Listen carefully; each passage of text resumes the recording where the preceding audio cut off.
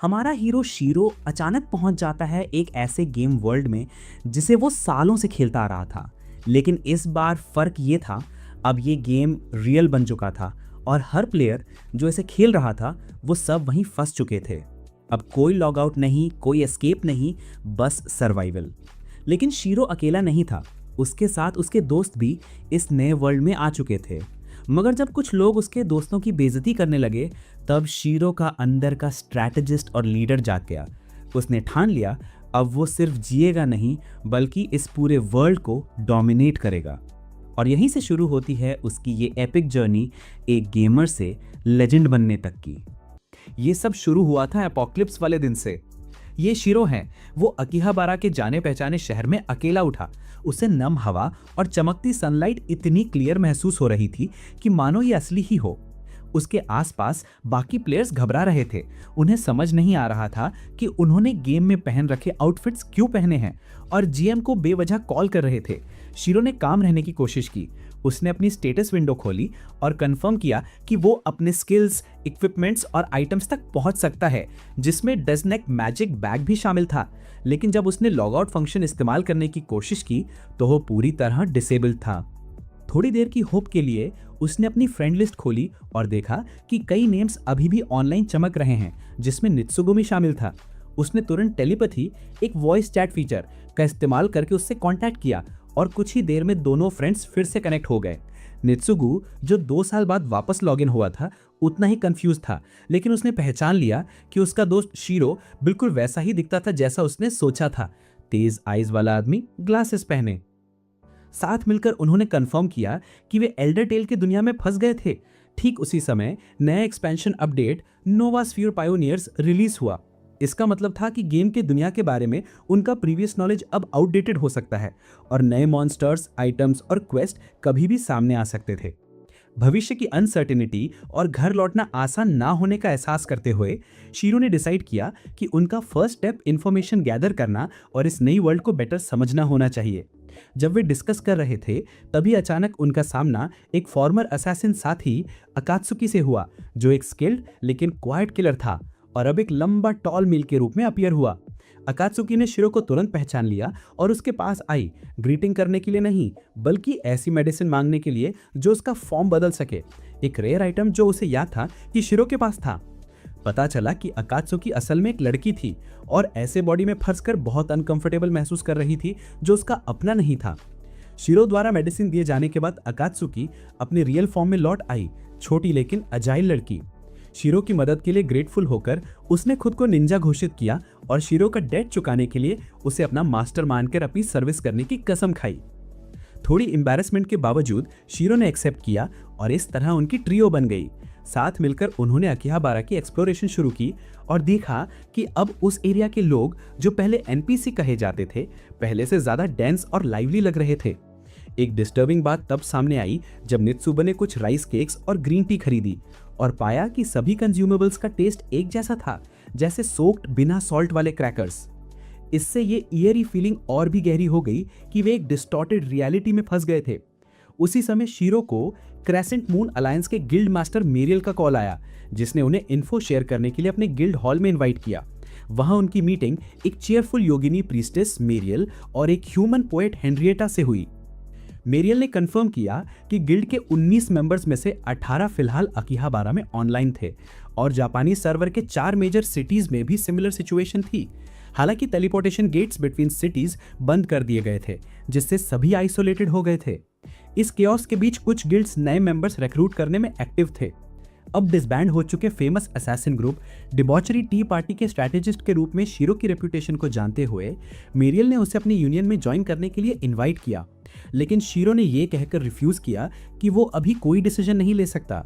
वो समझ सकता था कि मेरियल भले ही हैप्पी दिखने की कोशिश कर रही हो, लेकिन इस क्रिटिकल सिचुएशन में सेल्फ कंट्रोल बनाए रखने के लिए स्ट्रगल कर रही है। गिल्ड हॉल से बाहर निकलते ही तीनों इस बात पर चर्चा करने लगे कि अगर वे इस वर्ल्ड में मर जाएं तो क्या होगा।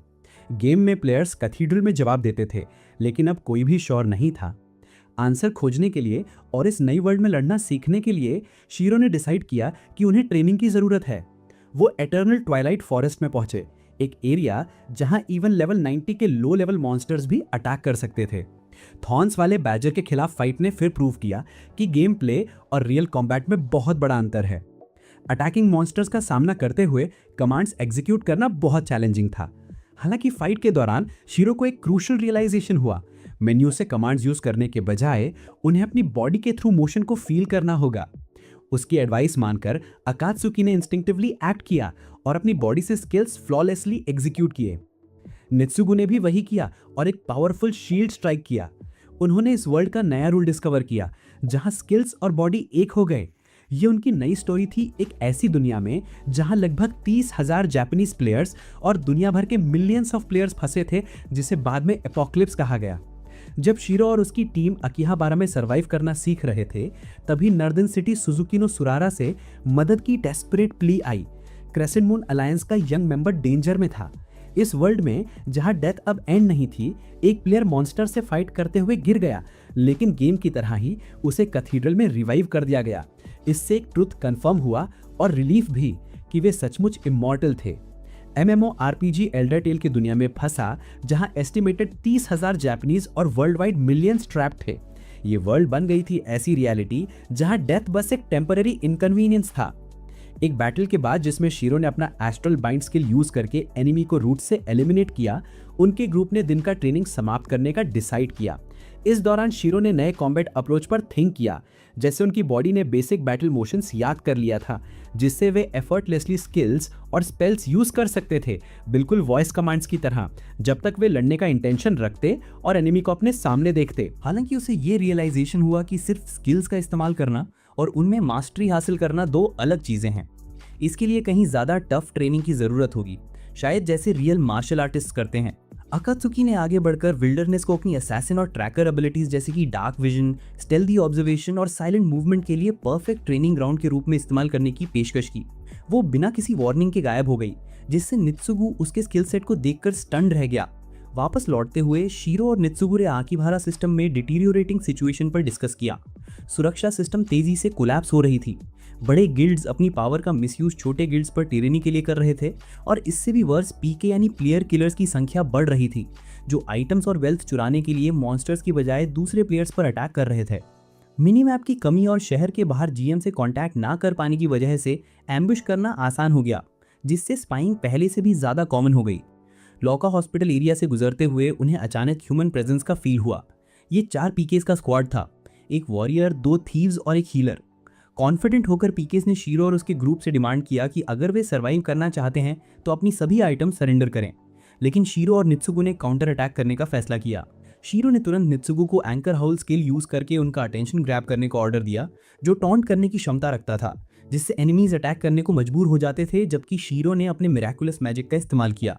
उन्होंने एक टारगेट को इमोबिलाइज करने के लिए एस्ट्रल बाइंड का प्रयोग किया, फिर डिम लाइटनिंग, एक वीक ऑफेंसिव स्पेल था लेकिन टैक्टिकल पर्पस वाला, और फिर थॉर्न बाइंड हॉस्टेज, जिसने एनिमीज को ग्लोइंग थॉर्न से रैप किया, और जब कोई एलाई उस टारगेट पर अटैक करता तो 1000 डैमेज होता। उन्होंने एक्सप्लेन किया कि मेज क्लास डायरेक्ट डिफेंस में स्ट्रांग नहीं था, लेकिन एनिमीज को वीकन करने और एलाइज एम्पावर करने में एक्सपर्ट था। जब पीके स्क्वाड ने अपने अटैक्स नित्सुगु पर फोकस किए, वे ये मिस कर गए कि अकात्सुकी साइलेंटली उनके पास आ गई थी और एस्ट्रल हिप्नोस का यूज करके हीलर को स्लीप में डाल दिया। जब तक पीकेस को अपनी गलती का रियलाइजेशन हुआ, अकात्सुकी ने जंगल में छुपे बाकी मेंबर्स का क्विक एलिमिनेशन कर दिया। उसने एक्सप्लेन किया कि शीरो की वीक लाइटनिंग सिर्फ वीक अटैक नहीं थी, बल्कि डार्क फॉरेस्ट में उसकी लाइट ने उन्हें ब्लाइंड कर दिया, जिससे भी ये देख नहीं पाए कि उनके हीलर को पहले ही एलिमिनेट कर दिया गया था। उनके स्लॉपी कोऑर्डिनेशन और टीममेट्स की स्थिति पर ध्यान ना देने की वजह से उनकी कैटास्ट्रॉफिक डिफीट हुई। बैटल के बाद ग्रुप ने एस्केलेटिंग पीके इंसिडेंट्स के रूट कॉज पर विचार किया। शीरो ने कंक्लूड किया कि समस्या सिर्फ प्रॉफिट की नहीं थी, बल्कि एमलेसनेस की थी। ऐसी दुनिया में जहां फूड भले ही ब्लैंड हो, हमेशा अवेलेबल रहता था, लो लेवल मॉन्स्टर्स को हंट करके इजीली पैसा कमाया जा सकता था, और डेथ परमानेंट नहीं थी, कई प्लेयर्स खुद को लॉस्ट और डायरेक्शनलेस महसूस कर रहे थे। वे बस मर नहीं रहे थे, बल्कि सच में जी रहे थे, और कुछ लोग इस एम्प्टीनेस को भरने के लिए दूसरों को हार्म करने लगे। हालांकि शीरो और उसके ग्रुप को जल्द ही नया पर्पस मिला, जब मैरियल उनके पास क्रूशियल प्ली लेकर आई कि उसके गिल्ड की एक लड़की है सेरारा नाम की, जो नॉर्दर्न सिटी सुजुकीनो में ट्रैप्ड है और डेंजर में है। टेलीपोर्टेशन गेट्स अभी भी बंद थे और पहुंचने का ओनली वे पैदल या हॉर्स बैक पर 425 किलोमीटर की जर्नी थी। मैरियल ने अपने हाईएस्ट लेवल मेंबर्स से रेस्क्यू स्क्वाड भेजने का प्लान किया, लेकिन शीरो ने जल्द ही एस्टिमेट कर लिया कि ऐसा मिशन ऑलमोस्ट सर्टेनली फेल होगा। कुछ प्लानिंग के बाद और नित्सुगु और अकात्सुकी के कोलैबोरेशन से शीरो ने डिसाइड किया कि वे खुद सेरारा को रेस्क्यू करेंगे। उसने कहा कि जब कोई फ्रेंड ट्रबल में होता है तो उसकी हेल्प करना नेचुरल है, और भले ही उनके पास कोई ग्रैंड पर्पस ना हो, इसका मतलब ये नहीं कि वे पीकेस जैसे नीच बन जाएं। ये उनका जवाब था कि वे एक ऐसा मिशन अंडरटेक करेंगे जो कभी डिबॉचरी टी पार्टी की लेजेंडरी स्पिरिट की याद दिलाती है। अपने प्रॉमिस को एफिशिएंटली पूरा करने के लिए शीरो ने एक सीक्रेट रिवील किया जिसे उसने लॉन्ग टाइम से हाइड किया था। उसने डेडली फील्ड्स पर हेड्स ब्रीच रेड पर सक्सेसफुल विक्ट्री से मिलने वाले रेयर समनिंग विसल्स का यूज करके ग्रिफिन को बुलाया। ये मेजेस्टिक फ्लाइंग क्रिएचर उन्हें नॉर्थ की लंबी जर्नी हॉर्सबैक के मुकाबले कहीं ज्यादा तेजी से कंप्लीट करने में केपेबल बनाते थे। जैसे ही नाइत्सुगु ने एक्साइटमेंट में उड़ान भरी, शीरो ने अकात्सुकी को अपने पीछे राइड करने दिया और फिर दोनों स्काई में सोर हो गए। शुरू में अकात्सुकी थोड़ी नर्वस थी, लेकिन जल्द ही उसने क्लियर ब्लू स्काई के नीचे ब्रेथ टेकिंग व्यूज और हवा में फ्लोट करते हुए फ्रीडम का थ्रिलिंग सेंसेशन महसूस किया। इस तरह तीनों का रेस्क्यू मिशन ऑफिशियली शुरू हो गया। शीरो का ग्रुप आकिबारा छोड़कर 3 दिन हो चुके थे। वे सरारा नाम की एक छोटी लड़की को रेस्क्यू करने निकले थे जो नॉर्दर्न सिटी सुजुकिनो में ट्रैप थी और डेंजर में थी। ग्रिफिन की मदद से, हालांकि उनकी डेली फ्लाइट लिमिट केवल 4 घंटे की ही थी, वे इतनी डिस्टेंस कवर करने में सफल हो गए जो हॉर्सबैक जर्नी में 2 वीक्स लगते। जैसे ही वे टीयरस्टोन माउंटेन्स के ऊपर से उड़ रहे थे, उन्होंने कई वाइवन्स को स्काई में देखते हुए नोटिस किया जो कंफर्म कर रहा था कि मॉन्स्टर्स अभी भी फेमिलियर जोन्स में एक्टिव हैं। ये रियलाइज करते हुए कि माउंटेन रेंज के ऊपर से उड़ना बहुत डेंजरस होगा, शीरो ने पाम डीप नाम के एक एंशिएंट अंडरग्राउंड रूट से जर्नी करने का अल्टरनेट प्लान अपनाया। अंदर एंटर करते ही ग्रुप उसकी मैसिव ग्रैंडर को देखकर अमेज रह गया। टनल्स और एंशिएंट माइंस का एक वास्ट और कॉम्प्लेक्स मेज जो कंप्यूटर स्क्रीन पर देखी गई किसी भी चीज से बहुत बड़ा और एस्टॉनिशिंग था। हालांकि रियलिटी में डीके भी था। केव के कई पार्ट्स कोलैप्स हो चुके थे जो गेम में दिखाए गए से काफी डिफरेंट थे। इसके जल्द बाद उनका इनकाउंटर रैटमैन्स के ग्रुप से हुआ जो वर्ल्ड की हाफ ह्यूमन रेसेस में से एक थी। हालांकि low level monsters disease spread कर सकते थे, फिर भी उन्होंने अटैक नहीं किया। उनकी इंस्टिंक्ट ने सिग्नल दिया कि उनका और शीरो के ग्रुप का लेवल गैप बहुत बड़ा था। फिर भी शीरो ने नोटिस किया कि अगर वे सराउंड कर लें तो वे डेंजरस हो सकते हैं। इसलिए वेस्टिंग टाइम और डिजीज एक्सपोजर से बचने के लिए उसने डिसाइड किया कि उन्हें कोई ऑल्टरनेट पाथ अडॉप्ट करना चाहिए। थोड़ी रेस्ट के दौरान उन्हें वर्ल्ड की सबसे हार्श ट्रूथ याद आई, ब्लैंड फूड। मेन्यू के इंस्ट्रक्शंस के अनुसार प्रिपेयर होने पर भी सी फूड करी से लेकर जम्बलाया तक हर डिश का टेस्ट प्लेन पॉरेज जैसा ब्लैंड था। हालांकि शुगर, सॉल्ट और फ्रूट जैसी रॉ इंग्रेडिएंट्स का ओरिजिनल फ्लेवर मेंटेन रहता, लेकिन मिक्स करने पर सिर्फ ब्लैंड सॉल्टी या स्वीट पॉरेज बनता, जिससे वे फास्ट फूड और कन्वीनियंट स्टोर बेंटो बॉक्सेस के टेस्ट की क्रेविंग करते। उसी समय शीरो को मैरियल का एक टेलीपैथिक कॉल आया। उसने बताया कि उसने टेलीपैथी के जरिए सिरारा से सक्सेसफुली संपर्क कर लिया है, लड़की सेफ है और इस वक्त सुजुकिनो में एक काइंड प्लेयर उसकी रक्षा कर रहा है। वहीं सुजुकिनो में सिरारा अपनी हाइडिंग स्पॉट पे काफ़ी बोर्ड थी, बेकार सब क्लास की मेट की अपनी चॉइस पर रिग्रेट कर रही थी और क्लीनिंग करके टाइम पास कर रही थी, जिससे एक्सीडेंटली उसकी मेड लेवल बढ़ गई। कुछ ही देर बाद जिसने उसे रेस्क्यू किया और शेल्टर दिया था, नियांटोर नाम का एक कैट ह्यूमन शहर की स्थिति के बारे में हॉरिफाइंग न्यूज़ लेकर लौटा। ब्रिगेंडिया गिल्ड टेरर फैल रहा था, लूट कर रहा था और दूसरे प्लेयर्स और सिटीजन्स दोनों को टॉर्मेंट कर रहा था। फिर भी उसने सिरारा को रीअश्योर किया और बताया कि रेस्क्यू टीम कल आफ्टरनून तक पहुंच जाएगी। पाम डीप में वापस आकर शीरो का ग्रुप एक बड़ी ऑब्स्टिकल का सामना करने लगा। जब वे उस रिकिटी ब्रिज को क्रॉस कर रहे थे, वो अचानक कोलैप्स हो गया और शीरो गॉर्ज में गिर गया। फ्री फॉल के उस मोमेंट में शीरो के माइंड में मेमोरीज फ्लैश हुई। उसे याद आया कि वो एक इंट्रोवर्टेड पर्सन था जो हमेशा लोनलीनेस फील करता, दोस्तों के बीच भी, और कैसे एल्डर टेल ही उसका स्केप बन गया था।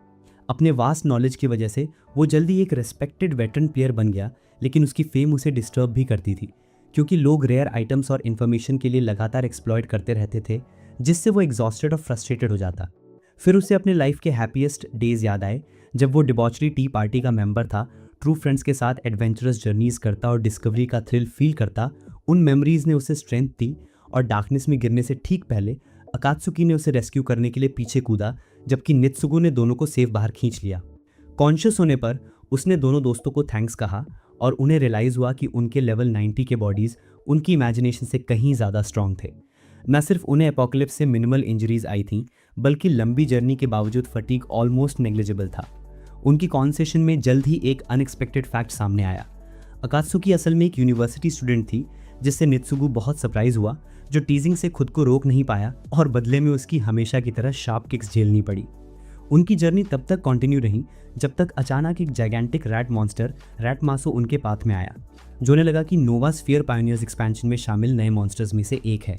कोई ऑल्टरनेट ऑप्शन न होने पर ग्रुप ने फाइट करने का फैसला किया। नित्सुगु ने उस क्रीचर का अटेंशन ग्रैब करने के लिए आगे बढ़ा।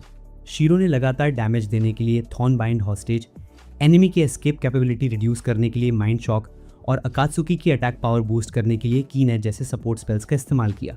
फिर उसने एक लीथल असैसिन स्ट्राइक से मॉन्स्टर को एलिमिनेट कर दिया। एनिमी डिफीट होने के बाद उन्हें फाइनली अंडरग्राउंड एरिया से निकलने का रास्ता मिला और उनका रिवॉर्ड माउंटेन पीक पर एक ब्रेथ टेकिंग सनराइज का व्यू था। शीरो को ये रियलाइजेशन हुआ कि हालांकि मैनी प्लेयर्स ने गेम में ये सीन देखा होगा, लेकिन वे इस रियल वर्ल्ड में इसे देखने वाले पहले ब्रेव सोल्स थे। एक ट्रू विक्ट्री, एक रियल डिस्कवरी जिसने उनके सारे एफर्ट्स को जेन्युइनली मीनिंगफुल बना दिया। हालांकि सुजुकी नु की सीरीन ब्यूटी के कॉन्ट्रास्ट में ब्रिगेंडिया गिल्ड और उसके लीडर डेमिकस की क्रुएल्टी अनअबरेटेड जारी रही। उसने अपने सबॉर्डिनेट्स को सिलारा और कैटमैन नियांटा की तलाश में सिटी की थरो सर्च करने का ऑर्डर दिया। स्टोरी एल्डर टेल की वर्ल्ड में सेट है, जो हाफ गाया प्रोजेक्ट पर बेस्ड एक रीजन है जिसे रियल अर्थ के हाफ स्केल में रिक्रिएट किया गया है, जहाँ पे जापान लाइक टेरेन को यामाटा क्रीसेंट आइलैंड्स के नाम से जाना जाता है। इसके नॉर्दर्न टिप पर एसो एम्पायर है, जो शीरो के ग्रुप का भी बेस है। जैसे ही वो सुजुकी नु सिटी के पास पहुंचे, उन्होंने ब्रिगेंडिया गिल्ड के बारे में डिस्कस किया, जो तब भी नोटोरियस था जब एल्डर टेल सिर्फ एक गेम था, और अब इस रियल वर्ल्ड में भी वो पानी की तरह, फिश की तरह फ्लरिश कर रहे थे और फ्रीली टेरर फैला रहे थे। कॉल एंड होने के बाद शीरो ने अकात्सुकी को अपनी स्ट्रैटेजी समझाई। वो सिरारा और इसके प्रोटेक्टर से सिटी के बाहर नहीं बल्कि अंदर ही मिलेंगे, क्योंकि अगर कोई फाइट हुआ और वे पेरिश हुए तो वे अकीहाबारा कैथेड्रल में रिस्पॉन होंगे, जबकि सिरारा सुजुकी नो कैथेड्रल में क्रैप्ट रहेगी। इसके अलावा क्योंकि सिरारा ब्रिगेंडिया मेंबर के फ्रेंड लिस्ट में थी, जैसे ही वो अपने प्राइवेट जेव जोन से बाहर निकलेगी उसे ट्रैक कर लिया जाएगा। इसीलिए उन्हें एनिमी के पहुंचने से पहले फास्ट और डिसाइसिव एक्शन लेना था। शीरो के ऑर्डर्स फॉलो करते हुए अकात्सुकी ने अपने ट्रैकर क्लास स्किल्स हाइड और मूव स्टेल्थीली को यूज करके इनविजिबल हो गई, जबकि ग्रुप ने अपना रेस्क्यू मिशन स्टार्ट किया। जैसे ही वो सुजुकी नो सिटी में एंटर हुए, ब्रिगेंडिया मेंबर्स ने उनकी प्रेजेंस इंस्टेंटली डिटेक्ट कर ली, जो सिलारा की फ्रंटिक सर्च में थे। हालांकि शीरो का ग्रुप जल्द ही टाइम कॉरिडोर नाम के लोकेशन पर पहुंच गया, जहां उन्हें सिरारा मिली। उन्हें सरप्राइज हुआ कि जिसने उसे रेस्क्यू और प्रोटेक्ट किया था वो कोई और नहीं बल्कि नियंटा था, जो लेवल 90 का कैटमैन स्टाइल ब्रेव और एक ओल्ड टीममेट था, जिसे शीरो ने कभी उस लेजेंडरी टी पार्टी के दिनों में लीडर कहा था। इस अनएक्सपेक्टेड रियूनियन ने इमेंस जॉय और रिन्यूड कॉन्फिडेंस ला दिया। अपने जेंटलमैन बिहेवियर और मी म्यू स्टाइल कम्युनिकेशन की वजह से नियांटा इमीडिएटली अकीहाबारा वापस जाने के लिए रेडी हो गया, क्योंकि अब उसके पास सुजुकी नो में रहने का कोई रीज़न नहीं था। हालांकि जैसे ही वे डिपार्चर के वाले थे, अकात्सुकी ने बताया कि एनिमीज नॉर्थ डायरेक्शन से आ रहे हैं, जिनका लीड एक जायंट बियर लाइक वॉरियर है, जिसकी आइडेंटिटी नियांटा ने ब्रिगेंडिया के लीडर डेमिकस के रूप में की। विदाउट हेजिटेशन वे बैक रूट से जल्दी एस्केप करने लगे, लेकिन कुछ ही देर में ब्रिगेंडिया की पूरी आर्मी ने उन्हें सराउंड कर लिया। डेमिकस ने सिरारा का मॉक किया और थ्रेटन किया, और नियांटा को पहले मारकर उसकी करेज को तोड़ने और उसे सबऑर्डिनेट बनाने की प्लानिंग बनाई। एक मैसिव आर्मी का सामना करते हुए सिरारा फियर से ट्रेम्बल करने लगी, लेकिन नियांटा और शीरो पूरी तरह काम थे। शीरो ने डेमिकस को टॉन्ट किया, उसे डेमी ग्लेस कहा और उसकी कावर्डीज का मजाक उड़ाया। फिर मोस्ट पावरफुल वॉरियर्स के बीच डुएल का प्रपोजल रखा ताकि मैटर परमानेंटली सेटल हो जाए। शीरो ने क्लेवरली डेमिकस का अटेंशन डिस्ट्रैक्ट किया और उसकी जगह ग्रे स्टील के मेज लॉन्डाक की ओर पॉइंट किया, जो ज़्यादा कैपेबल वॉरियर लग रहा था। आखिरकार अपने ईगो को डीप वूंड पहुंचाते हुए डेमिकस ने रोअर किया और नियांटा के साथ डुएल एक्सेप्ट किया। बैटल शुरू हुआ। लेवल 90 के मॉन्क डेमिकस तेजी से लगातार अटैक्स की बारिश करते हुए आगे बढ़ा, जबकि नायंटा ने अपनी एजिलिटी और ड्यूल स्वॉर्ड मास्टरी का इस्तेमाल करते हुए उसे चकमा दिया और काउंटर किया। अपनी स्किल और प्रिसीजन से उसने डेमिकस की अटैक पावर, डिफेंस और इवेसिवनेस वीकन कर दी, जिससे धीरे धीरे बैटल उसका फेवर में हो गया। जब हार का रियलाइजेशन हुआ, डेमिकस ने अपना प्रॉमिस तोड़ दिया और अपने गिल्ड मेंबर्स को फाइट में शामिल होने का ऑर्डर दिया। नित्सुबुले तुरंत दुश्मन के हीलर्स का ध्यान ग्रैब करने के लिए अपना स्किल एंकर हाउल एक्टिवेट किया, जबकि सरारा ने शीरो के इंस्ट्रक्शंस फॉलो करते हुए नायंटा और नित्सुगु को हील करना शुरू किया। हालांकि अपनी लो लेवल के कारण वो जल्दी ही एग्जॉस्टेड हो गई। जैसे ही नित्सुगु की हेल्थ क्रिटिकली लो हुई, शीरो ने उसे अपना ultimate defensive skill castle of stone इस्तेमाल करने का संकेत दिया।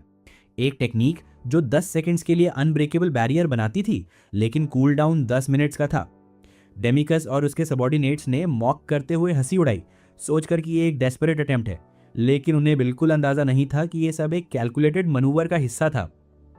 उन क्रूशियल 10 सेकंड्स में सेरारा ने अपनी पूरी ताकत नित्सुगु की हेल्थ को फुल्ली रिस्टोर करने में डाल दी, और जैसे ही कैसल ऑफ स्टोन एक्सपायर हुआ, शीरो ने अपना ट्रम्प कार्ड खेला। उसने डेमिकस पर थॉर्न बाइंड हॉस्टेज कास्ट किया, और ठीक उसी समय नायंटा आगे बढ़ा और 2 सेकंड से भी कम में 9 हिट की शानदार चेन डिलीवर की। पहले 5 हिट्स ने इनिशियल स्पाइक्स को डिस्ट्रॉय किया और 5000 डैमेज दी।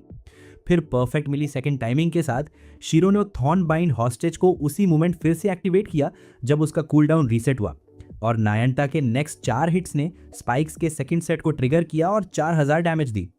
वेपन डैमेज के साथ इस डेविस्टेटिंग कॉम्बो ने डेमिकस की हेल्थ बार एक पल में पूरी तरह से वाइप कर दी, जिससे वो और पूरा ब्रिगेंडिया गिल्ड शॉक और डिसबिलीफ में रह गया। अपने लीडर की डिफीट के बाद शीरो ने विक्ट्री अनाउंस की और बताया कि सुजुकिनो और अकीहाबरा के बीच का पाथ अब सेफ है, जिससे ब्रिगेंडिया का टेरर खत्म हुआ। कैथीड्रल में वापस भेजे जाने से पहले डेमिकस ने वॉक किया कि वो ग्लासेस वेयरिंग विलन शीरो का फेस कभी नहीं भूलेगा। बिना कोई डिले किए ग्रुप ने अपनी स्वॉर्ड्स स्काई में रेस की और अपने एनिमीज के एस्टॉनिशमेंट के बीच सुजुकिनो से एस्केप कर लिया। घर लौटते हुए आकात्सुकी ने उस एक्स्ट्रा ऑर्डिनरी टीम वर्क को याद किया जिसे उसने अभी अभी देखा था। बिना एक वर्ड बोले फ्लॉलेस स्ट्रैटेजी एग्जीक्यूट होती हुई और वे साथ में घर आकीहाबरा की ओर चले। एल्डर टील के वर्ल्ड में नॉन प्लेयर कैरेक्टर्स या एनपीसीज यूजुअली लाइफलेस होते थे, जो pre program dialogues endlessly repeat करते और केवल अपने गेम डेजिग्नेटेड रोल्स प्ले करने के लिए एग्जिस्ट करते थे। लेकिन कैटाक्लिज्म के बाद एक प्रोफाउंड चेंज आया था। सुजुकिनो से सेरारा को सक्सेसफुली रेस्क्यू करने और ग्रिफिन्स पर लिपुपोर्ट चैनल क्रॉस करने के बाद ग्रुप ने कैंप सेटअप किया और रेस्ट करने का फैसला किया। यहीं पर एक अनप्रेसिडेंटेड डिस्कवरी ने इस वर्ल्ड के बारे में उनकी अंडरस्टैंडिंग पूरी तरह से बदल दी। नायंटा, जिसका सब क्लास लेवल 90 शेफ था, गेम के मेन्यू सिस्टम पर निर्भर हुए बिना गैदर्ड रॉ मटेरियल से हाथ से खाना बनाया और रियल फ्लेवरफुल डिशेस प्रिपेयर किए। सुगंधित ग्रिल्ड मीट और रिच सॉस का एक लैविश फीस्ट जिसने लंबे समय से चल रहे ब्लैंड फूड रूल को तोड़ दिया। ये प्रूव करता था कि इस न्यू रियलिटी में कुकिंग जैसी स्किल्स अब सिर्फ गेम मैकेनिक्स नहीं रह गई थी, बल्कि रियल वर्ल्ड कैपेबिलिटीज बन गई थी जो प्रॉपर एक्सपर्टीज होने पर टैंजिबल रिजल्ट्स दे सकती थी।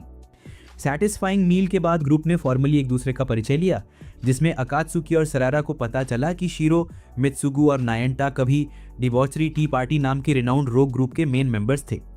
एक ग्रुप जिसे गिल्ड नहीं कहा जाता बल्कि एलीट प्लेयर्स का एक सर्कल था जो एडवेंचर के लिए सेम पैशन रखते थे।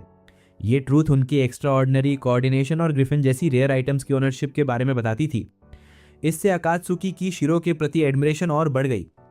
कन्वर्सेशन में शीरो ने 2 नॉविस प्लेयर्स टोया और मनोरी नाम के ट्विन सिबलिंग्स को याद किया जिनकी उसने पहले मदद की थी। मेंटर सिस्टम का यूज करते हुए, जो एक रेयर फीचर है और हाई लेवल प्लेयर्स को अलाउ करता है कि वो न्यूबीज के साथ प्ले करने के लिए टेम्पररी लेवल रिड्यूस करें, उसने उनके अर्ली गेम स्टेप्स में गाइडेंस और सपोर्ट दिया था। हालांकि कैटाक्लिज्म के बाद कॉन्टैक्ट टूट गया था, लेकिन उसे पता था कि वो किसी गिल्ड में शामिल हो गए हैं। रिटर्न जर्नी में अचानक हुई टोरेंशियल रेन ने उन्हें शेल्टर लेने पर मजबूर किया और कोइंसिडेंस से वो अर्ब प्लेटो पर स्थित एक स्मॉल सेटलमेंट अर्ब विलेज पहुंच गए। वहां पर उनका सामना उन एनपीसी से हुआ जिन्हें अब पीपल ऑफ द लैंड के नाम से जाना जाता था, जो उन लाइफलेस रेपिटेटिव कैरेक्टर से बिल्कुल अलग थे जिन्हें वो गेम में जानते थे। एल्डर फेडर के लीडरशिप के अंदर अर्ब के विलेजर्स में अपनी पर्सनैलिटीज, इमोशंस और मेमोरीज थीं। उनके अपने फैमिलीज और लाइफ स्टोरीज थीं, जैसे कि कैसे ओल्ड फेडर ने अपनी डॉटर इन लॉ को क्लिनिक ले जाने के लिए एक ब्लिजर्ड क्रॉस किया। इस कन्वर्सेशन ने शीरो को इस वर्ल्ड के ट्रू नेचर पर डीपली रिफ्लेक्ट करने पर मजबूर कर दिया। उन्हें रियलाइजेशन हुआ कि इस अर्थ के लोग सच में ह्यूमन थे, जो अपनी लैंड के साथ हार्मनी में रहते और अपनी इंडिपेंडेंट लाइफ जीते थे।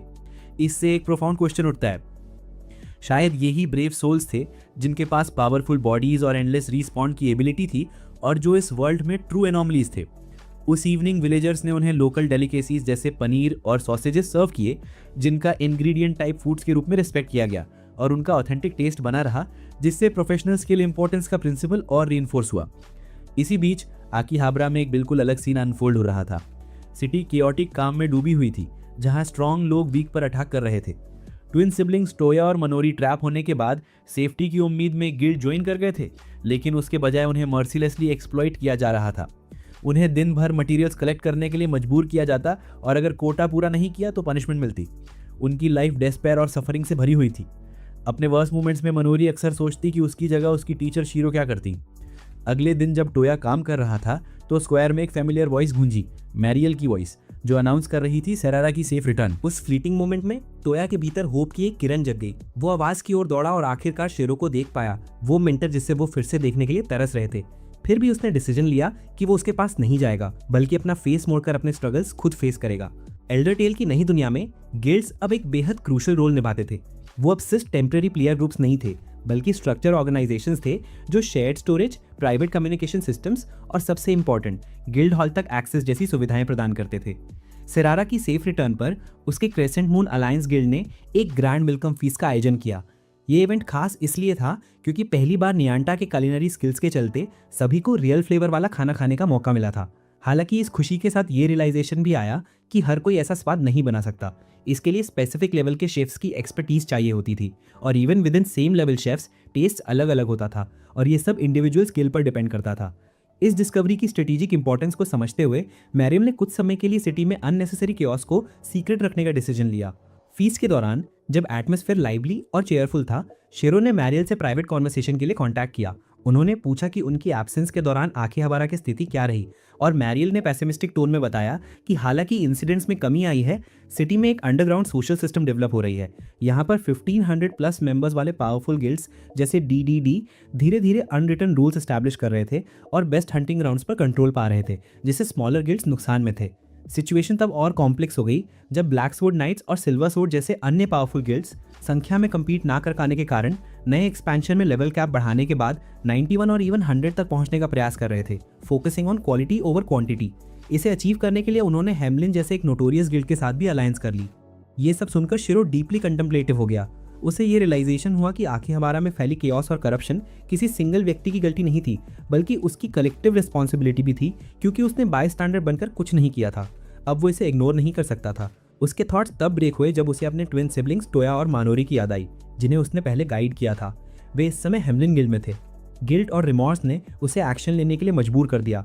एक स्लीपलेस नाइट के बाद और नियांटा के साथ रिलेशनशिप्स के नेचर और मीनिंगफुल इम्पैक्ट बनाने की इंपॉर्टेंस पर डिस्कशन के बाद शिरो ने फाइनली अपना डिसीजन लिया। उसने तय किया कि अब ना तो वो भागेगा और ना ही सिस्टम को ब्लेम करेगा। अब उसे खुद ही बदलाव लाना होगा। शिरो ने कफ बेस्ड सिंपल कोड सिस्टम का यूज करके मानोरी से कांटेक्ट किया और उनके सिबलिंग्स की सिचुएशन कंफर्म की। उसने प्रॉमिस किया कि वो उन्हें रेस्क्यू करेगा और कहा कि वो उस पर ट्रस्ट करें।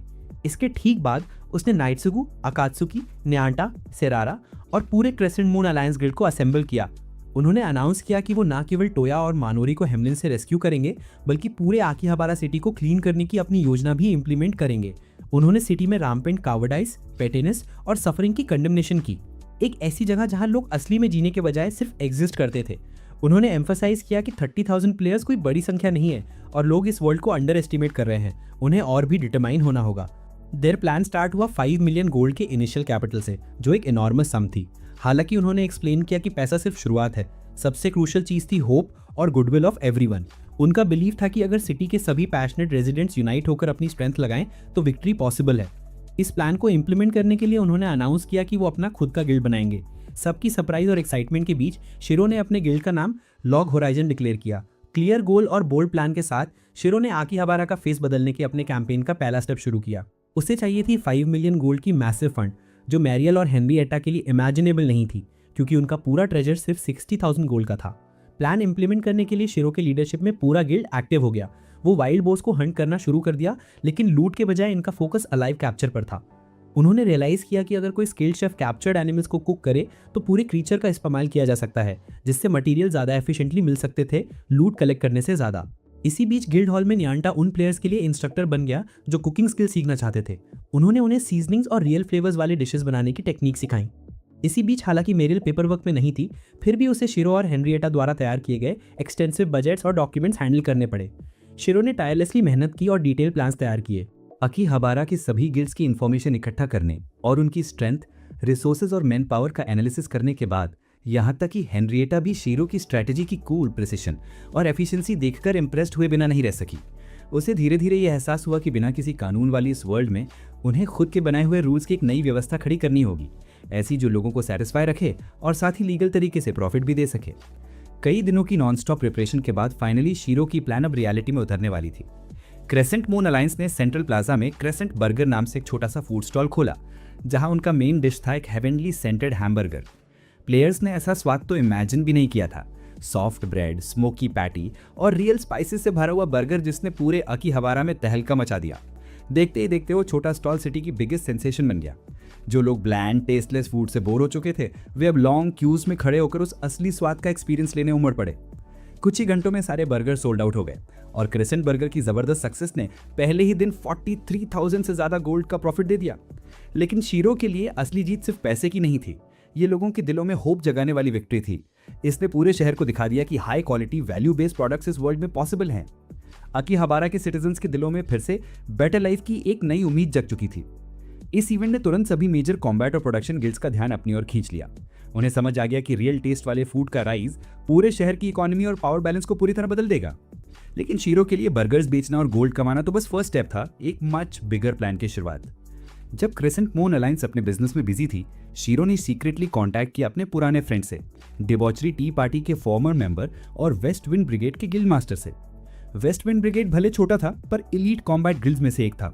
शीरो ने उसे अपना सपना बताया, एक न्यू अकीहाबारा जहां लोग रिस्पेक्ट और पर्पस के साथ जी सके और जहां ये सिटी अब किसी के लिए जेल जैसी ना लगे। उसे सोजिरो की मदद चाहिए थी, बर्गर्स के लिए नहीं बल्कि कुछ और बहुत जरूरी चीज के लिए। सोजिरो को शीरो की फुल प्लान समझ नहीं आई, लेकिन उसने कभी अपने स्ट्रैटेजिस्ट दोस्त के इंस्टिंक्ट्स पे डाउट नहीं किया, इसलिए उसने बिना किसी हेजिटेशन के हेल्प के लिए हाँ कह दी। धीरे धीरे शीरो की ग्रैंड प्लान शेप लेने लगी, हर पजल पीस अपनी जगह पर फिट हो रहा था। अब क्रेसेंट मून अलायंस, कई छोटे गिल्ड्स और वेस्ट विंड ब्रिगेड जैसे स्ट्रॉन्ग अलाइज के सपोर्ट से शीरो अपने प्लान के सेकंड फेज के लिए तैयार था। एक ऐसा फेज जो सिर्फ बिजनेस नहीं बल्कि पूरे अकीहाबारा के सोशल स्ट्रक्चर को बदल देगा। कहानी यहीं से और इंटेंस हो जाती है क्योंकि अब एक साइलेंट रेवोल्यूशन की शुरुआत होने वाली थी और इसके मास्टरमाइंड कोई और नहीं बल्कि वही ग्लासेस विलेन शीरो था। एल्डर टील की दुनिया में क्वेस्ट लाइफ का एसेंशियल पार्ट थी। छोटी क्वेस्ट जैसे लॉस्ट पीपल को ढूंढना या बड़ी एपिक क्वेस्ट जो रेयर रिवॉर्ड्स, एक्सपीरियंस पॉइंट्स और मैजिक नॉलेज देती थी। शीरो की पार्टी के पास जो ग्रिफिन समनिंग विसल थी वो भी ऐसे ही एक रेयर क्वेस्ट का रिवॉर्ड था। अब क्रेसेंट बर्गर की बूमिंग सक्सेस के बाद शीरो के प्लान का नेक्स्ट स्टेप था 5 मिलियन गोल्ड जुटाना। ये अमाउंट उसके अगले ग्रैंड मिशन को शुरू करने के लिए जरूरी कैपिटल थी। इसे अचीव करने के लिए उसने क्रेसेंट मून अलायंस की 2 कोर मेंबर्स मिरियल और हेनरिएटा को 3 biggest production guilds Roderick merchant guild, marine agency और शॉपिंग स्ट्रीट 8 से नेगोशिएट करने भेजा। नेगोशिएशन बेसिकली एक माइंड बैटल थी। डिजास्टर के बाद से रॉ मटेरियल्स की शॉर्टेज थी क्योंकि बहुत कम प्लेयर्स एडवेंचर पर निकलते थे, जिससे प्रोडक्शन गिल्ड्स के पास मोनोपोली थी। लेकिन क्रेसेंट बर्गर के रियल टेस्ट ने सडनली एक मैसिव अपॉर्चुनिटी क्रिएट कर दी थी जिसे कोई भी बिग गिल्ड छोड़ना नहीं चाहता था। अंदर से नर्वस होने के बावजूद उन्होंने काम और कॉन्फिडेंट डिमीनियर बनाए रखा। शुरुआत में उन्होंने प्रपोजल रखा कि गिल्ड्स उनके फूड स्टॉल्स के लिए मटेरियल सप्लाई करें, लेकिन धीरे धीरे उन्होंने बात को एक बड़े टॉपिक की तरफ मोड़ा, क्रेसेंट मून अलायंस के अपकमिंग मैसिव कैंपेन की ओर, एक ऐसा मिशन जिसे वो अकेले अकम्प्लिश नहीं कर सकते थे। उन्होंने बहुत क्लेवरली हिंट दिया नोवा स्पीयर पायनियर्स नाम के एक लेजेंडरी क्वेस्ट का, जिसके लिए 5 मिलियन गोल्ड का हैवी इन्वेस्टमेंट चाहिए, लेकिन रिवॉर्ड्स इमेजिन से भी परे थे। अपनी बात को वेट देने के लिए उन्होंने रिवील किया कि इस मिशन का मास्टरमाइंड कोई और नहीं बल्कि ग्लासेस विलन शीरो है, वही जीनियस स्ट्रैटेजिस्ट जो कभी legendary red group debauchery T party का हिस्सा था और रेयर ग्रिफिन्स का मालिक था। शीरो का नाम सुनते ही गिल्ड लीडर्स का रवैया बदल गया। उन्हें यकीन था कि शीरो जितनी कैलिबर का व्यक्ति अगर किसी क्वेस्ट पर काम कर रहा है तो उसके आउटकम जरूर एक्स्ट्रा ऑर्डिनरी होंगे। प्रूफ के तौर पर नियंता ने उन्हें एक रेड डेजर्ट सर्व किया, एक हलवा जो लेवल 85 मॉन्स्टर के एग से बनाया गया था। उस एक बाइट ने दिखा दिया कि उनके पास वो रेयर कुलिनरी स्किल है जो किसी और के पास नहीं है। अंत में बैलेंस बनाए रखने के लिए मेरियल ने प्रपोजल दिया कि हर गिल्ड 1.5 मिलियन गोल्ड इन्वेस्ट करे और बदले में मिशन के सक्सेस के बाद उन्हें रेसिपी एक्सेस और फुल प्लान डिटेल्स मिले। ऑफर इतना टेम्पटिंग था कि तीनों गिल्ड्स ने तुरंत डील साइन कर ली और इस तरह शीरो ने अपनी रियल प्लान को रिवील किए बिना ही सारी फंडिंग जुटा ली। उधर हैमलिन गिल्ड में टोया और मिनोरी की हालत अब भी वैसी ही थी। वे एक्सप्लॉइट हो रहे थे, मुश्किल टास्क में फंसे थे।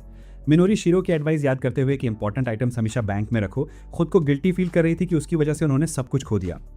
लेकिन तभी शीरो का एक कोडेड मैसेज पहुंचा जिसमें उसने प्रॉमिस किया था कि वो अगले दिन उन्हें रेस्क्यू करने आएगा।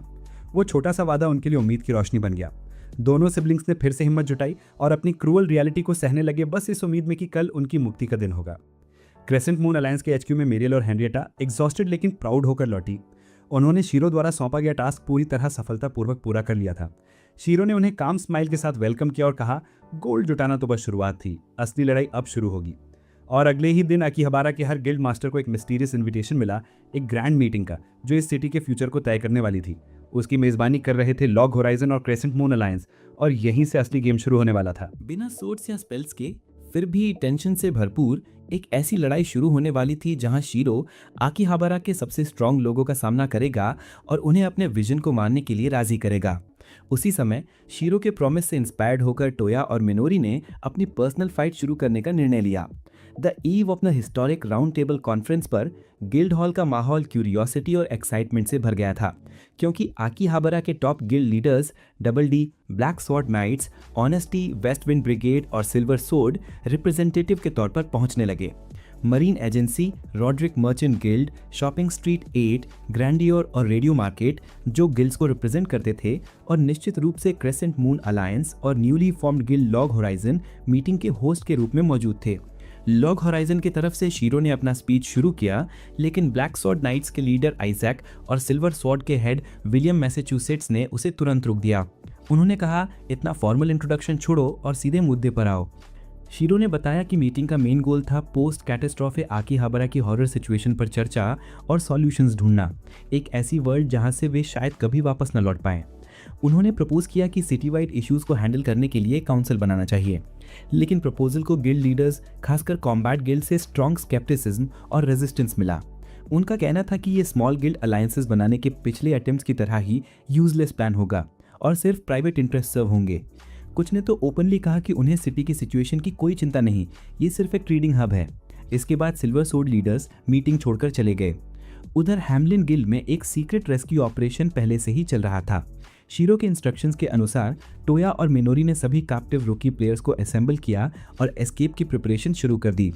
शीरो ने स्ट्रेटेजिक पॉइंट्स पर अकात्सुकी और न्यूट सुगु को डिप्लॉय किया था, और सबसे क्रूशियल बात यह थी कि उसने पूरे गिल्ड हॉल पर फुल कंट्रोल हासिल कर लिया था, इसे एक सेफ जोन में बदल दिया। मीटिंग में वापस शीरो ने अपना ट्रू इंटेंट रिवील करना जारी रखा। उसने एम्फेसाइज किया कि उसका गोल कुछ सेलेक्ट लोगों के बेनिफिट के लिए अलायंस बनाना नहीं, बल्कि पूरे आकीहाबारा की ओवरऑल कंडीशन को इम्प्रूव करना है। उसने हैमलिन जैसी एक्सप्लॉयटेटिव गिल्ड प्रैक्टिसेस को एक्सपोज किया और उन्हें सुजुकी नो में फैल रहे केओस से कंपेयर किया। साथ ही प्लेयर्स द्वारा सेल्फ मेड और एनफोर्स्ड लॉज की इमीडिएट नीड पर जोर दिया। Debate quickly heated up. जब काउंसिल की डिसीजंस की इंप्लीमेंटेशन के बारे में पूछा गया, शीरो ने अपना ट्रम्प कार्ड रिवील किया। उसने अनाउंस किया कि उसने एंटायर गिल्ड बिल्डिंग खरीद लिया है। ये सुनते ही हॉल में सभी लोग शॉक में थे। इस एरिया की ओनरशिप के साथ शीरो के पास पूरा कंट्रोल था कि कौन एंटर कर सकता है और कौन बाहर रह सकता है, इंक्लूडिंग उस बैंक तक जहां मेजॉरिटी प्लेयर्स अपनी वेल्थ डिपॉजिट करते हैं। ये एक इंसेनली स्ट्रेटेजिक मूव था। उसे एक ऑर्डिनरी गिल्ड लीडर से एक लीगल पावर हाउस में बदल दिया, जो इफेक्टिवली आकीहाबारा के प्लेयर कम्युनिटी को इन्फ्लुएंस कर सकता था। उसने साफ कहा कि जो कोई भी राउंड टेबल कॉन्फ्रेंस में ओपोज करेगा, उसे गिल्ड हॉल में प्रवेश डिनाई कर दिया जाएगा और उसकी प्रॉपर्टी सीज कर ली जाएगी। इस अल्टीमेटम के सामने गिल्ड लीडर्स के पास सुनने के अलावा कोई विकल्प नहीं था। इसी बीच हैमलिन से मास एस्केप शुरू हो गया। टोया और मिनोरी ने शीरो द्वारा सिखाई गई टैक्टिक्स को इम्प्लीमेंट किया। टोया ने अपने सामुराई स्किल्स का यूज करके एनिमीज को साइलेंट कर दिया, जबकि मिनोरी ने डिफेंसिव बैरियर्स डिप्लॉय करके बाकी रूकीज को एस्केप करने का टाइम दिया।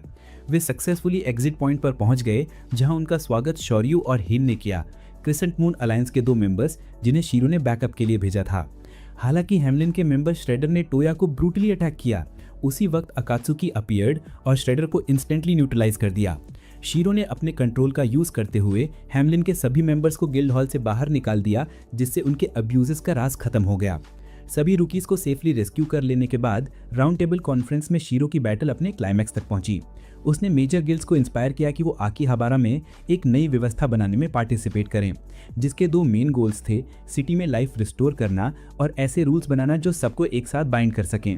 और इस तरह आकीहाबारा को रिक्लेम करने की लड़ाई ऑफिशियली शुरू हुई और ग्लासेस विलन शीरो इस सेंट्रल फिगर के रूप में खड़ा था। राउंड टेबल कॉन्फ्रेंस के बाद आकीहाबारा में पॉजिटिव चेंजेस धीरे धीरे दिखाई देने लगे। एक हफ्ते बीतते ही सिटी जैसे रिवाइव हो गई थी, full of life, energy and hope, और ये सब शीरो के इंस्पायरिंग स्पीच का रिजल्ट था। कॉन्फ्रेंस में उसने एक रेवोल्यूशनरी सीक्रेट भी रिवील किया, ऐसे ऑब्जेक्ट्स और टेक्नोलॉजीज बनाने की कैपेबिलिटी जो एल्डर टेल में पहले कभी नहीं थी। अब प्लेयर्स अपनी रिक्वायर्ड एक्सपर्टीज के साथ इस वर्ल्ड में अवेलेबल मटेरियल्स का यूज करके प्रैक्टिकली कुछ भी क्रिएट कर सकते थे। इसका एक बड़ा एग्जाम्पल तब सामने आया जब मेजर प्रोडक्शन गिल्ड्स ने शीरो के हिंट पर केवल 12 आवर्स में एक फुली फंक्शनल स्टीम इंजन बना लिया। इस डिस्कवरी ने आकीहाबारा की इकोनॉमी के लिए एक नए एरा का संकेत दिया, जहां क्रिएटिविटी और लेबर को टॉप प्रायोरिटी दी जाएगी। इसने लोगों को सिटी छोड़कर हंटिंग, रिसोर्स गैदरिंग और इकोनॉमिक एक्टिविटीज़ में एंगेज करने के लिए भी मोटिवेट किया, जिससे लथार्जी और डिस्पेयर की प्रॉब्लम्स कम हुई। इकोनॉमी को बूस्ट करने के साथ साथ शीरो ने सभी के लिए बेसिक सेफ्टी और फेयरनेस इंश्योर करने वाले रूल्स भी सेट किए। इनमें इंक्लूडेड था लोअर एरियाज पर क्लाइंबिंग रेस्ट्रिक्शंस, गिल्ड जॉइन और लीव फ्रीडम, और सबसे इम्पॉर्टेंट इस सिटी के इनहैबिटेंट्स को ट्रीट करना as true humans with rights equal to brave adventurers.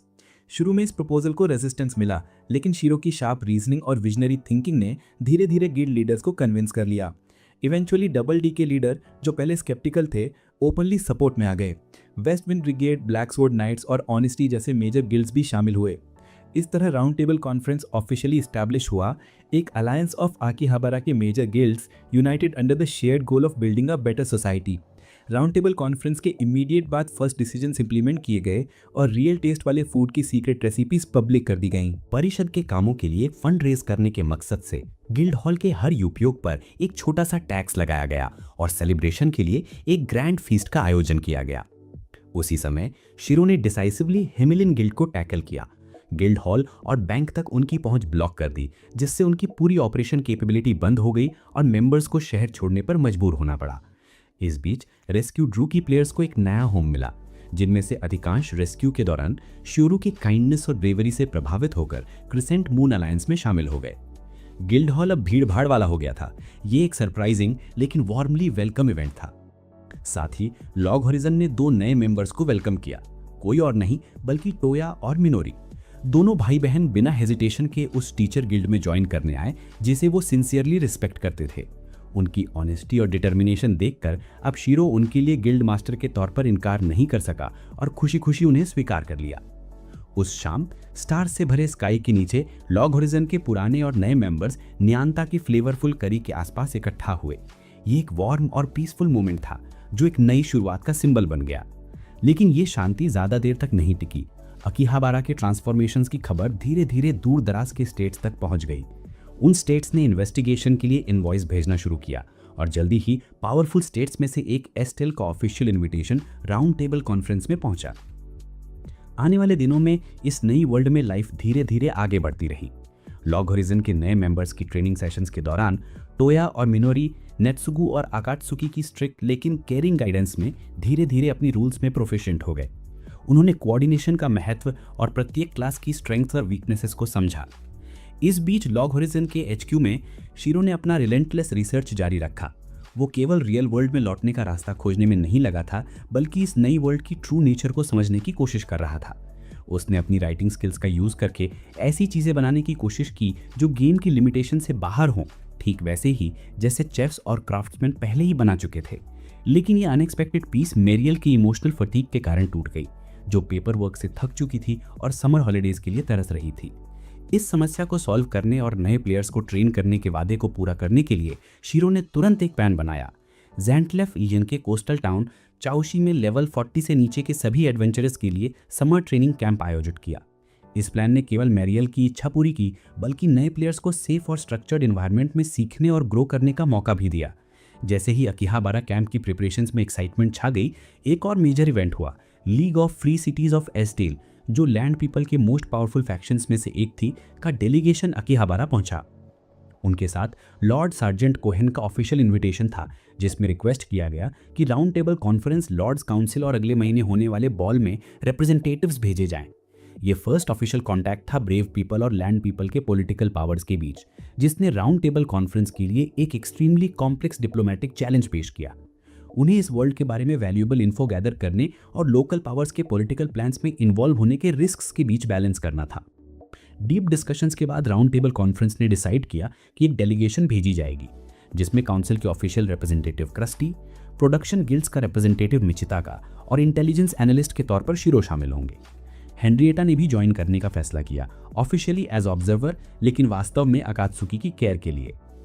Delegation का डेस्टिनेशन था इटर्नल आइस पैलेस, जहां बॉल का आयोजन होता था। पूरी तरह से मैजिकल आइस से बनी एक स्टनिंग स्ट्रक्चर। वहां उन्होंने एस्टेल लीग के हेड लॉर्ड सार्जेंट कोहेन से मुलाकात की और बातचीत की। इस मीटिंग के दौरान शिरो ने रियलाइज किया कि लैंड पीपल की सोशल स्ट्रक्चर ब्रेव पीपल की गिल्ड सिस्टम से काफी सिमिलर थी, जहां पावर डिस्ट्रीब्यूट होती है और डिसीजंस बातचीत से लिए जाते हैं। हालांकि बॉल का एटमॉस्फेयर एक्सट्रीमली टेंस था। दोनों साइड्स अलर्ट थी और कॉशियस थी, एक दूसरे के बारे में ज्यादा रिवील किए बिना इंफॉर्मेशन गैदर करने की कोशिश कर रही थी। इस बीच चाओशी समर कैंप में नए प्लेयर्स फ्रेश सी ब्रीज का आनंद ले रहे थे और अपनी next challenge Lagranda forest dungeon raid की तैयारी कर रहे थे। ये उनके द्वारा सीखी गई हर स्किल की ट्रू टेस्ट होगी और सबसे इंपॉर्टेंट, उन्हें अपने इंस्ट्रक्टर्स की डायरेक्ट हेल्प के बिना इसका सामना करना होगा, जो टीम मेंबर्स के बीच इंडिपेंडेंस और ट्रस्ट का क्रूशियल लेसन था। शीरो ने यह लेसन केयरफुली नोट किया और मिनोरी को असाइन किया। एल्डर टेल की वर्ल्ड में डंजन स्पेशल जोन्स होते हैं जहां मॉन्स्टर्स के खिलाफ फाइट्स कन्फाइंड स्पेस में होती हैं, requiring complex team work. Eternal ice palace में बॉल के सीरियस एटमॉस्फेयर के बीच राउंड टेबल डेलीगेशन ने एक यूनिक काइंड ऑफ बैटलफील्ड का सामना किया, एक high tension diplomatic struggle. Official representative crusty ने लॉर्ड सार्जेंट के साथ और समय पाने के लिए डांस इन्विटेशंस को स्किलफुली डिक्लाइन किया, जबकि शीरो अपनी रिलेक्टेंस के बावजूद प्रोग्राम स्टार्ट करने के लिए डांस फ्लोर पर पुश कर दिया गया। लकीली हेनरिएटा अपने बार्ड क्लास के साथ आइडियल डांस पार्टनर बन गई, गाइडिंग शीरो ग्रेसफुली हर स्टेप पर और बार्ड की रोल समझाई, एक सपोर्ट क्लास जो म्यूजिक का यूज करके एलीज को स्ट्रेंथन और एनिमीज को वीकन करती है। जब शीरो और हेनरिएटा डांस कर रहे थे, अचानक अकात्सुकी को पीपल ऑफ द लैंड के बच्चों ने हाइड एंड सीक खेलने के लिए खींच ले गया। उस ब्रीफ मोमेंट ऑफ जॉय में उसने रियलाइज किया कि खुद एक ब्रेव और कॉमन चाइल्ड के बीच फर्क कितना था। वहीं मिनोरी अपनी अपकमिंग डंजन रेड को लेकर एंग्जियस थी, इसलिए उसने शीरो से कांटेक्ट किया। उसने उसे रिमाइंडर दी बैटलफील्ड के कोर प्रिंसिपल्स की जो उसने सिखाए थे, और जोर दिया कि वो कभी अकेली नहीं है और लेवल ही सब कुछ नहीं है। ये शॉर्ट कन्वर्सेशन ने मिनोरी को काफी करेज मिला। अगले दिन शीरो और डेलीगेशन को पता चला कि उनकी नई cooking technique people of the land community में फैल रही थी, जो ब्रेव पीपल के बढ़ते इन्फ्लुएंस का संकेत था। शीरो ने समझाया कि नेगेटिव इफेक्ट से बचने के लिए उन्हें इस वर्ल्ड को बेहतर समझना होगा। उन्होंने एस्टिल लीग की कॉम्प्लेक्स पॉलिटिकल सिचुएशन का भी एनालिसिस किया, जहां नोबल फैमिलीज ब्रेव पीपल को अपनी साइड में करने की कोशिश कर रही थी। उन्होंने ये भी नोटिस किया कि post catastrophe the quest system बदल गया था, जिससे अनएक्सपेक्टेड आउटकम सामने आ रहे थे, स्पेशली नए प्लेयर्स के लिए। इस बीच लग्रांडा फॉरेस्ट के समर कैंप में टोया, इसुजू, सरारा और रैंडल हाउस, जिसे कोड नेम एरोगेंट मेज से जाना जाता था, के साथ मिनोरी का स्क्वाड अपनी फर्स्ट डंजन रेड की तैयारी कर रहा था। शुरू में उनके पर्सनालिटीज के क्लैश की वजह से थोड़े डिसएग्रीमेंट्स हुए, लेकिन आखिरकार वे डंजन में पहुंच ही गए। उनके सामने पहली चुनौती थी 3 स्केलेटन्स का एक समूह, और ऑनेस्टली ये फाइट काफी स्मूथ लगी। शुरुआत में टोया, जो एक सैमुराई टैंक की भूमिका निभा रहा था, एफिशिएंटली दूर से अटैक्स को ड्रॉ कर रहा था, जबकि रैंडल हाउस ने अपने डिस्ट्रक्टिव मेज पावर्स का शोकेस किया, और इसुजू एक बार्ड के रूप में सपोर्टिव सॉन्ग्स का इस्तेमाल करके उनकी मैजिकल स्ट्रेंथ को एम्पलीफाई कर रहा था। लेकिन फिर रैंडल हाउस का ईगो और इनएक्सपीरियंस ही उनकी डाउनफॉल बन गया। उसने छिपे हुए स्केलेटल आर्चर्स को नोटिस नहीं किया और अपनी मैसिव स्पेल से सारे एनिमीज का अटेंशन अपनी ओर अट्रैक्ट कर लिया। पूरा स्क्वाड केओस में फंस गया और बाकी लोग समय पर रिएक्ट नहीं कर पाए। उनके पास बस 2 ही विकल्प थे, कंप्लीट डिस्ट्रक्शन या रिट्रीट, और उन्होंने भागना ही चूज किया। और यहाँ से कहानी और इंटरेस्टिंग हो जाती है। वहीं एटर्नल आइस पैलेस में क्रस्टी ने पोलाइटली लेकिन फर्मली एक लॉर्ड के इनविटेशन को डिक्लाइन किया और इंस्टेड प्रिंसेस लैनिशा अलार्ड कोइन को डांस के लिए इनवाइट किया। ये डिप्लोमेसी का एक क्लेवर मूव था। एल्डर टेल की वर्ल्ड में ब्रेव पीपल और लैंड ड्वेलिंग फ्री फोक के अलावा डेमी ह्यूमन रेसेस भी एग्जिस्ट करती हैं, जैसे घोस्ट्स, बीस्ट्स और काउंटलेस अदर क्रीचर्स। इंडिविजुअली ये मॉडरेट लेवल एडवेंचरर्स से वीकर थे, लेकिन उनकी स्ट्रेंथ उनकी श्योर नंबर्स और डाइवर्सिटी में छुपी है। मुख्य रूप से ये यमाटो आर्किपेलागो के नॉर्थ ईस्ट रीजन्स में पाए जाते हैं। मीनवाइल एटर्नल आइस पैलेस में राउंड टेबल डेलीगेशन ने एस्टिल लीग के लॉर्ड्स के साथ पैक्ड स्केड्यूल बैंकेट्स और मीटिंग्स का सामना किया। उन्होंने डिसाइड किया कि वो अलग अलग इवेंट्स में जाएंगे। शीरो ने एकेडमिक काउंसिल मीटिंग अटेंड की, मिचिटाका ने लॉर्ड डार्ट के बैंकेट में हिस्सा लिया और क्रस्टी यंग वॉरियर्स की असेंबली में। अपनी चार्म और फ्लैटरी स्किल्स पर भरोसा रखते हुए क्रस्टी ने खुद को एक एक्सट्रीमली पावरफुल शील्ड के रूप में इक्विप किया, और वो शील्ड कोई और नहीं बल्कि प्रिंसेस लैनिशा थी। शुरू में लेथार्जिक और समवॉट लेजी प्रिंसेस, जो दिन भर बस चिल करना चाहती थी, क्रस्टी की प्रेजेंस से परेशान थी, क्योंकि उसे लग रहा था कि क्रस्टी उसके थॉट्स पढ़ सकता है। लेकिन अपने इंसाइट और साइकोलॉजिकल टैक्ट से क्रस्टी ने जल्दी ही सिचुएशन अपने फेवर में कर लिया। उसने एक म्यूचुअली बेनिफिशियल अरेंजमेंट प्रपोज किया। वे दोनों इवेंट्स में साथ रहेंगे। इससे उन्हें बोरिंग सोशल गैदरिंग से बचने का एक्सक्यूज मिल गया, और साथ ही अन्य नोबल्स और अरिस्टोक्रेट्स की सर्वेलेंस करने में भी एडवांटेज मिला। एस्टिल के यंग वॉरियर्स के फ्रेंडली मैच में क्रस्टी ने एक लेवल 90 एडवेंचरर की रॉ पावर शोकेस की। उसने एफर्टलेसली अपने सभी अपोनेंट्स को डिफीट किया और इवनिंग बैंकेट में प्रिंसेस लैनिशा के साथ जाने का ऑनर भी अर्न किया। प्राइवेट कॉन्वर्सेशंस में क्रस्टी धीरे धीरे लैनिशा की शेल तोड़ता गया, और उसने उसे अपनी यंगर सिस्टर से कंपेयर किया, जो रियल वर्ल्ड में भी लेजी थी, और माना कि लैनिशा की प्रेजेंस उसे घर की याद कम कर देती थी। इस बातचीत के जरिए उसने ब्रेव पीपल और लैंड ड्वेलिंग फ्री फोक के बीच बेसिक डिफरेंसेस समझाए। Freedom to do whatever, sleep whenever, roam anywhere, लेकिन इसके लिए डिटर्मिनेशन और रिस्पॉन्सिबिलिटी भी ज़रूरी है। जो रिलेशनशिप शुरू में म्यूचुअल एक्सप्लॉयटेशन पर आधारित था, धीरे धीरे अंडरस्टैंडिंग और एम्पथी में बदल गया। वहीं समर कैंप में मिनोरी का स्क्वाड अपनी फर्स्ट फेलियर के बाद भी लग्रांडा फॉरेस्ट डंजन रेड जीतने के प्रयास में स्ट्रगल कर रहा था। बार बार फेलियर्स हुए, सेल्फ ब्लेम और हेल्पलेसनेस के वेट में दबे रहे। इसुजू अपनी एबिलिटीज पर डाउट करने लगा, सोचने लगा शायद वो टू वीक है या उसमें पोटेंशियल कम है। डिस्पाइट सब कुछ, मिनोरी ने मजबूती बनाई रखी, मानते हुए कि ये ट्रायल उन्हें खुद ही ओवरकम करना होगा। इसी समय राउंड टेबल कॉन्फ्रेंस और एस्टिल लीग के बीच इंटेलिजेंस गेम चल रही थी।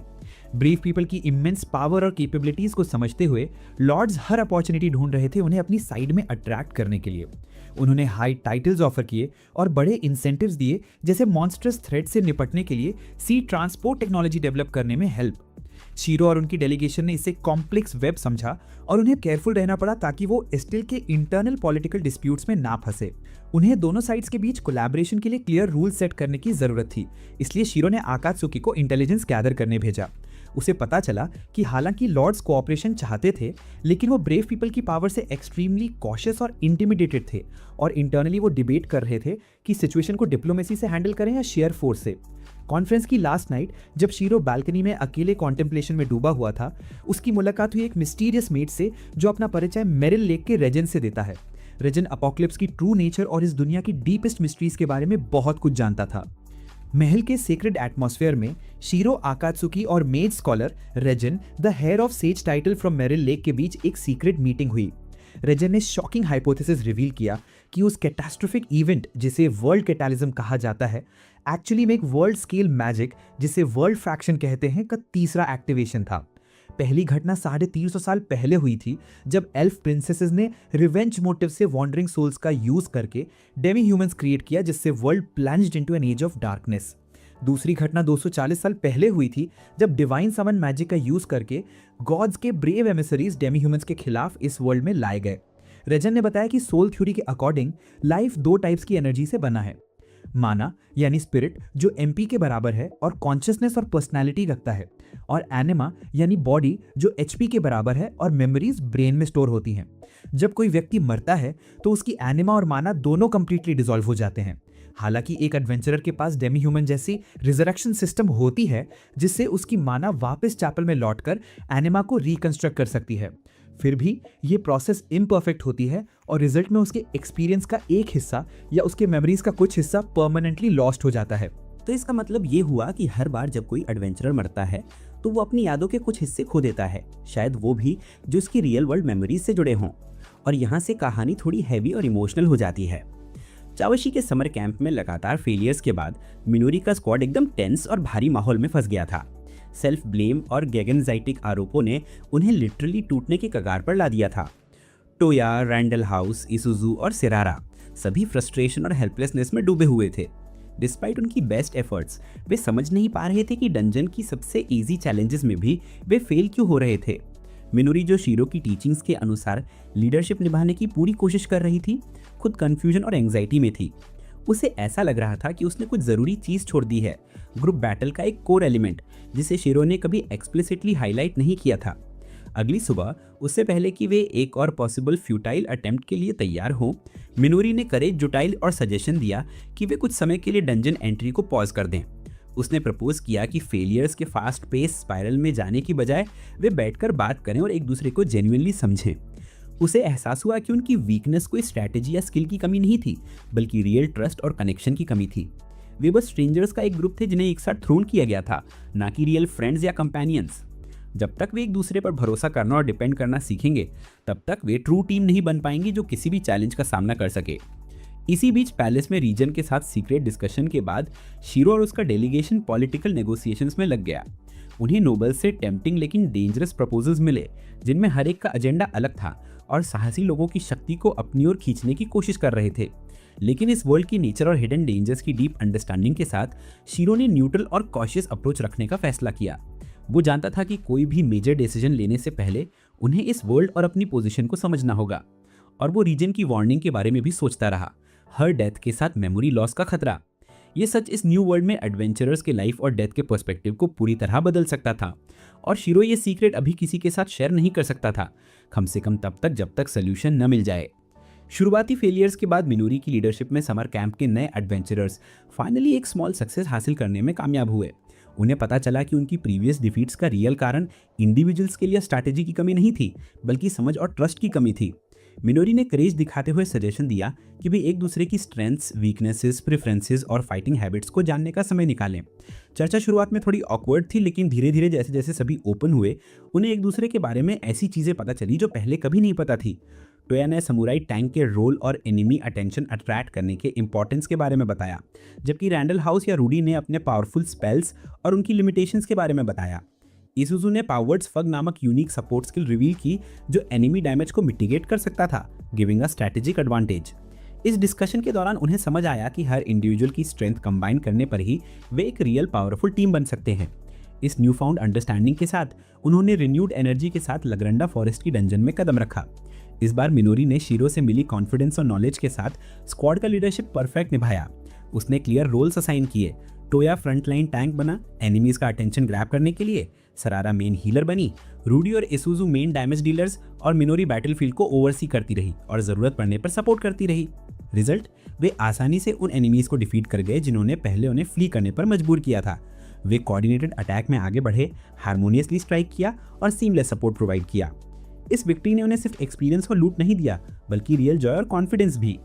उन्होंने टीम वर्क और ट्रस्ट का सबसे वैल्यूएबल लेसन सीखा और रियल फ्रेंड्स बन गए। इसी बीच इटर्नल आइस पैलेस में राउंड टेबल डेलीगेशन ने कॉम्प्लेक्स पॉलिटिकल नेगोशिएशंस के बाद भी कुछ टेंजिबल रिजल्ट्स अचीव किए। लंबी मीटिंग्स और एग्जॉस्टिंग शेड्यूल्स के बाद भी शीरो ने इस वर्ल्ड का फर्दर स्टडी और रिसर्च करना नहीं छोड़ा।